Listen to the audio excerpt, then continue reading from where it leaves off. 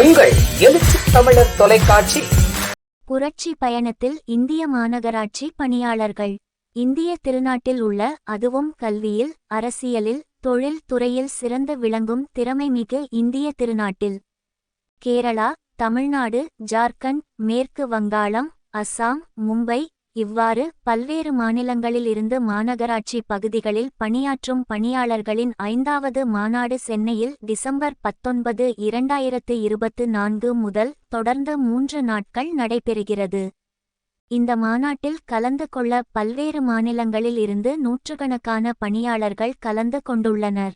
குறிப்பாக மும்பை பொறுப்பாளர் திரு.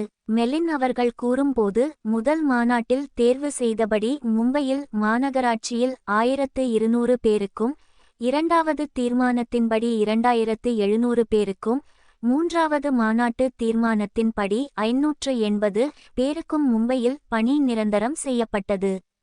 இதில் குறிப்பாக தமிழ் சமுதாய மக்களும் பெரிதும் பயன் பெற்றுள்ளனர். மும்பையில் இருந்து வருகை தந்துள்ள மெலின் சாதி, மத, இன, மொழி வேறுபாடின்றி அனைத்து தொழிலாளர்களின் மேம்பாட்டில் அக்கறை கொண்ட தொழிற்சங்க தலைவர் ஆவார். இவர் நமது துணை ஆசிரியர் பி. எலியாஸ், செய்தியாளர், கோட்டமருதூர் அல்போன்ஸ் ஆகியோருடன் நன்கு அறிமுகமானவர்கள் என்பது குறிப்பிடத்தக்கது.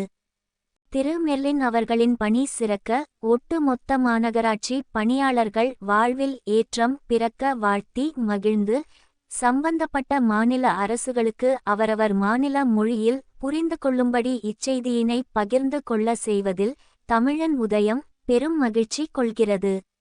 வாழ்க தொழிலாளர் ஒற்றுமை என்றும் துறை நிற்கும் தமிழன் உதயம் மற்றும் எழுச்சி தமிழர் தொலைக்காட்சி.